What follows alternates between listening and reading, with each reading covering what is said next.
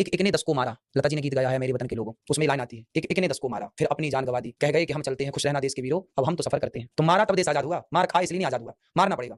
कहाँ जाओगे भाग के? पाकिस्तान से भागे तो भारत आए, बांग्लादेश से भागे तो भारत आए, कश्मीर से भागे तो भारत के कोने-कोने में गए। जिस दिन भारत से भगाए जाओगे कहाँ जाओगे? क्या तैयारी है आपकी? इसलिए भागना ना सीखो, लड़ना सीखो। अर्जुन तो भाग ही रहे थे, मैं नहीं करता महाभारत, मेरे सामने दादाजी खड़े हैं, पितामह खड़े हैं, फला-फला खड़े। भगवान ने कहा क्यों? रणभूमि है ये, यहाँ युद्ध करना धर्म है। कर्मण्येवाधिकारस्ते मा फलेषु कदाचन। लड़, तेरा धर्म क्या है? युद्ध करना। सुनो, अभी मेरा धर्म है आपके प्रश्न का उत्तर देना। व्यास गद्दी में बैठता हूँ, मेरा धर्म हो जाता है भक्तों को कथा सुनाना। पुत्र के पास बैठता हूँ, मेरा धर्म हो जाता है बच्चों को लाड प्यार करना। माँ के पास बैठता हूँ, मेरा धर्म हो जाता है माँ की सेवा करना। पिता के पास बैठता हूँ, धर्म हो जाता है पिता की सेवा करना। दीन दुखी के पास बैठता हूँ, धर्म हो जाता है दीन दुखी की सेवा करना। लेकिन जब राष्ट्र के लिए खड़ा होऊंगा तो उस समय धर्म होगा केवल तलवार उठा करके भारत की तरफ नजर उठाने वालों को मारना, हर आतंकी को मारना। उस समय मेरा वही धर्म होगा, तलवार चलाना। मेरी तलवार ही उस समय धर्म होगी, क्योंकि गीता भी हम जानते हैं और गांडीव भी जानते हैं। गीता से मान लो भैया, मानोगे गीता की बात? नहीं तो फिर गांडीव की मानो।